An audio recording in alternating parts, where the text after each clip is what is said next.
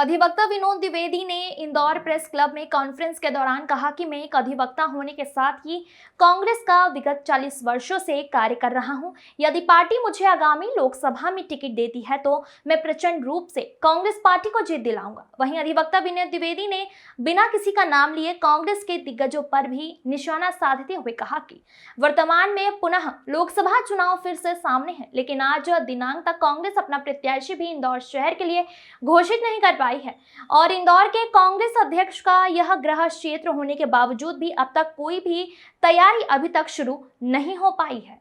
इंदौर में आगामी लोकसभा चुनाव को लेकर कांग्रेस पार्टी में सरगर्मी तेज पर है। वहीं इंदौर के एडवोकेट विनोद द्विवेदी ने इंदौर प्रेस क्लब में एक कॉन्फ्रेंस लेते हुए कहा कि मैं एक अधिवक्ता होकर कांग्रेस पार्टी का कार्य भी पिछले 40 वर्षों से कर रहा हूं और मैं यह चुनौती स्वीकार करता हूं कि यदि कांग्रेस पार्टी मुझे लोकसभा चुनाव में पार्टी की ओर से टिकट देती है तो मैं तन मन धन और प्रचंड समाज और अधिवक्ता साथियों के साथ मैं कांग्रेस कार्यकर्ताओं को साथ लेकर सभी से समंजस बैठक कर कार्य करूंगा और इस बार कांग्रेस पार्टी को लोकसभा में अप्रत्याशी रूप से जबरदस्त जीत भी दिलाऊंगा। विनोद द्विवेदी ने आरोप लगाते हुए कहा कि विगत 35 वर्षों से लगातार देखने में आया है कि कांग्रेस पार्टी के द्वारा लोकसभा टिकट धन कुबेर को ही दिया जाता रहा है और फिर भी लगातार कांग्रेस को हार का मुंह देखना पड़ा है। वहीं अधिवक्ता विनोद ने आरोप लगाते हुए कहा कि कांग्रेस के दिग्गजों पर भी सवाल खड़े किए कि वर्तमान में पुनः लोकसभा चुनाव फिर से सामने है और आज दिनांक तक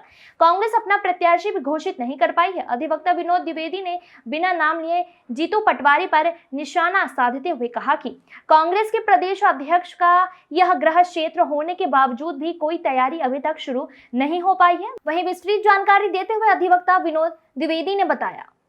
इंदौर से आशीष तिवारी की रिपोर्ट। देखिए, मांग मैंने ये की है कि यहाँ से किसी जमीन से जुड़े कार्यकर्ता को टिकट दिया जाए। अगर उसमें मैं भी दावेदारी करता हूँ तो मैं भी ज़मीन से जुड़ा कार्यकर्ता हूँ। 40 साल से मैं कांग्रेस के लिए काम कर रहा हूँ और विभिन्न सामाजिक संगठनों के साथ मैं काम कर रहा हूँ।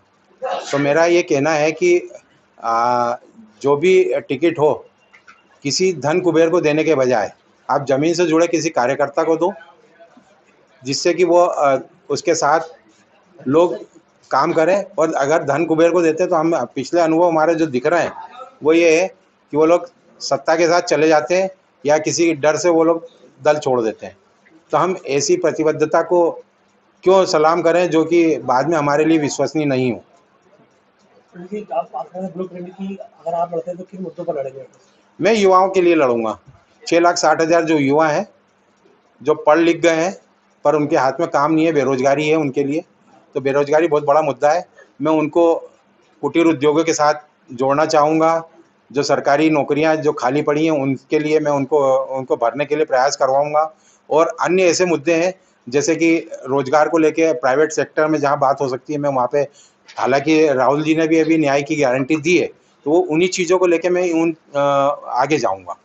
सर चुनाव में खर्च कितना होगा और कैसे आप खर्च का कहाँ से वहन करेंगे? मैं खर्च करने वाला नहीं हूँ। 25 लाख मत है आपने कहा है। 25 लाख मत है। मेरी बातें जाएंगी।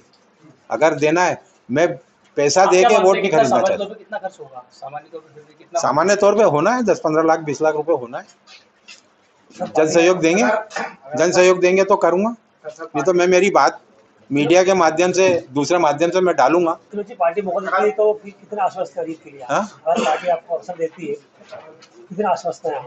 आश्वस्त मैं तो अपनी बात को इतनी दबंगता से रखने वाला हूँ कि मैं सामने वालों के साथ कहता हूँ कि आमने सामने होकर टाक्सो कर लेना, आपको पता लग जाएगा कि मेरी योजनाएं क्या है, मेरे विजन क्या है।